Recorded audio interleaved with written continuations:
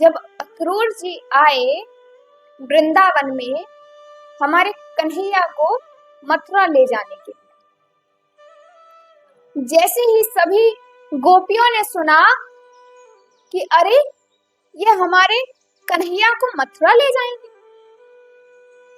जैसे ही यशोदा मैया और नंद बाबा ने सुना कि ये हमारे कन्हैया को मथुरा ले जाएंगे, सभी सभी ब्रजवासी तभी से इतने उदास हो गए, इतने खिन्न हो गए और कहने लगे, अरे कन्हैया तू ना जाएगो या ब्रज को छोड़ के तू ना जाएगो, हम गोपियन को छोड़ के तू कैसे चलो जाएगो। तब श्याम सुंदर कहते हैं, अरे अरे गोपी, तुम इतना परेशान क्यों होती हो, मैं अभी 2 दिन में वापस आ जाऊंगा ना, तुम चिंता मत करो। गोपियां कहती हैं, अरे कन्हैया तू जाने ना है काहे कि तेरे दर्शन काजे हम अपने घर से बहाना मार के आते हैं कि अरे कभी गोबर लेने आती है, कभी तेरी गौशाला से गायों का गोबर लेने आती है, तो कभी माखन लेने आती हैं, कभी दूध दही, कुछ भी बहाना बनाती हैं बस तुझे देखने के लिए, तेरे दर्शन काजे, और तू कह रहा है कि बस 2 दिन में आ जाएगा। अरे कन्हैया तो को पता है कि 2 दिन तक हमारी हालत कैसी है जाएगी। अरे मधुमंगल श्री दामा तन सुखा मनसुखा सभी सखा आ गए। सखान ने कही, हेरे लाला तू कह रहा है कि 2 दिन में वापस आ जाएगा, लाला तो को पता ना है काहे कि मैं सबसे पहले जब मैं सो के जगूं ना तो तेरे दर्शन करूं, आंखें मूंद के आंखें मीटते हुए मैं तेरे दर्शन काजे नंद महल आऊं, या के बाद में अपने दिन की शुरुआत करूं। लाला तो को पता ना है का।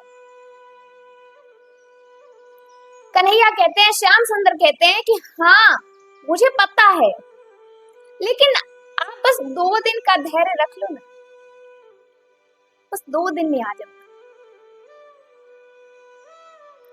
मैया बाबा से कुछ कहते नहीं बन रहा, मैया के मन में बड़ी विकलता हो रही, बेचैनी हो रही है कि अरे अब मेरा कान्हा मुझसे दूर चला जाए। हमारे कन्हैया श्याम सुंदर फिर राधा रानी के पास गए, उनसे आज्ञा लेने, उनसे जाकर कहते हैं, हे राधे मैं मथुरा जा रहा हूं, मुझे अपने कर्तव्य का पालन करने जाना पड़ेगा, वरना मेरा हृदय नहीं कहता है, मेरा हृदय मानता ही नहीं कि मैं इन ब्रजवासिन को छोड़कर, इन गोपियन को छोड़कर, मैं तुम्हें छोड़कर, मैं अपने मैया बाबा को छोड़कर, नंद बाबा को छोड़कर, अपने ग्वाल बाल बछड़ों को छोड़कर, अपनी गायों को छोड़कर मैं कहीं नहीं जाना चाहता, लेकिन मैं विवश हूं। मैंने ये अवतार लिया है इसीलिए कि मैं जगत का उद्धार कर सकूं। मैं जिस वजह से, जिस कारण से मैंने ये अवतार, मैंने जन्म लिया है, उस कर्तव्य को मुझे पूरा करना ही होगा, इसलिए मुझे जाना पड़ेगा। श्री राधा रानी कहती हैं, हे प्रिय आप जाने की आज्ञा मुझसे मांग रहे, मैं कैसे आपको आज्ञा दूं? यदि आप मुझसे जाने की आज्ञा मांगने आए हैं और मैं आपको ना रोकूं, तो भला मेरा प्रेम कैसा? वो प्रेमी ही क्या जो अपने प्रियतम को अपने से दूर जाने पर उसे रोके ना। और यदि मैं तुम्हें जाने से रोकती हूं तो फिर मैं स्वार्थी हो जाऊंगी, मेरा प्रेम स्वार्थी कहलाएगा। मैं अपने सुख के लिए तुम्हें तुम्हारे कर्तव्य से वंचित रखूं। इसलिए हे श्याम सुंदर तुम्हें अपने कर्तव्य पालन करने के लिए जाना ही होगा। तुम चले जाओ। यदि तुम्हारे जाने पर मुझे जो विरह की पीड़ा मिलेगी, मुझे जो वेदना मिलेगी, मैं उस विरह की वेदना को सह लूंगी। अरे वो प्रियतम ही कैसा जो अपने प्रियतम, वो प्रेमी ही कैसा जो अपने प्रियतम का सुख ना देखे। अरे प्रेम की पराकाष्ठा की तो बात ही क्या करे। प्रेम की पराकाष्ठा तो तब होती है, वो प्रेमी ही कैसा जो अपने प्रियतम का सुख ना देखे। अरे प्रेम की पराकाष्ठा की तो बात ही क्या करे। प्रेम की पराकाष्ठा तो तब होती है कि जब प्रेम में मैं नहीं रहता, मैं का कहीं अंश ही नहीं बचता। प्रेम में तो बस तुम ही तुम, सब कुछ तुम हो जाते। प्रेमी का सुख ही देखना चाहता। एक प्रेमी प्रेम में अपने प्रियतम का सुख चाहता है। श्री राधा रानी ने कहा, हे श्याम सुंदर, आपको अपने कर्तव्य का पालन करने के लिए जाना है, आप चले जाइए। यदि आपके कर्तव्य पालन के बदले में मुझे जो विरह की पीड़ा, जो वेदना मिलेगी, उसे भी मैं आनंद समझकर सह लूंगी। मैं उस पीड़ा के आनंद में रह लूंगी। आप चले गए। यहाँ श्याम सुंदर जाने को हुए, सभी गोपीजन पीछे पीछे दौड़ती गई। उन्हें रुक, अरे कन्हैया रुक जा, अरे कन्हैया रुक जा, तू हमें छोड़कर ना जाए, कन्हैया रुक जा। श्याम सुंदर के हृदय में भी वो पीड़ा है जो कोई देख नहीं पा। श्याम सुंदर का हृदय भी पीड़ा से भरा हुआ है। उनको भी वो वेदना हो रही है। उन्हें अपने ब्रजवासियों से, मैया बाबा से, अपने ग्वाल बाल बछड़ों से, गायों से, इन गोपियों से इतना प्रेम है। श्री राधा रानी को छोड़कर वो कैसे जा सकते, लेकिन फिर भी उन्हें जाना पड़ा। हम सब के लिए, हम सबको कर्तव्य का पालन सिखाने के लिए, इस संसार में, इस संसार में जीवन को जीने की कला बताने के लिए उन्हें जाना।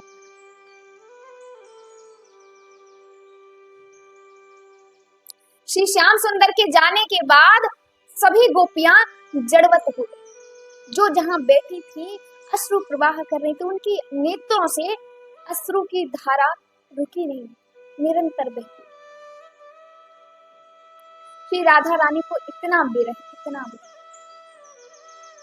इसकी कोई कल्पना नहीं।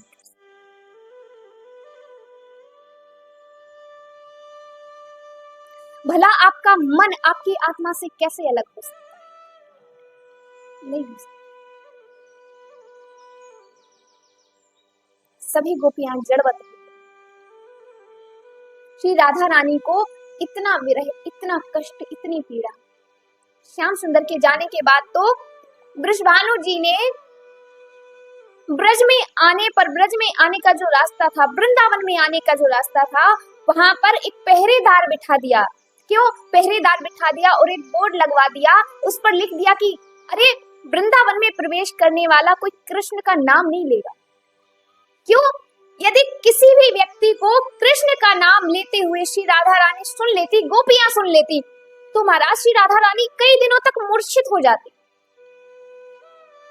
वो मूर्छावस्था में चली। इतना वे ब्रजभानु जी ने ये आदेश दे दिया सभी जनों को कि जो ब्रज में प्रवेश करेगा, जो वृंदावन में प्रवेश करेगा, वो कोई भी श्री कृष्ण का नाम नहीं लेगा। क्योंकि श्री कृष्ण का नाम लेते ही मेरी लाडो इतने विरह में चली जाती हैं कि उनके हृदय की जो वेदना है, कष्ट है, उसका अनुभव कर पाना असंभव।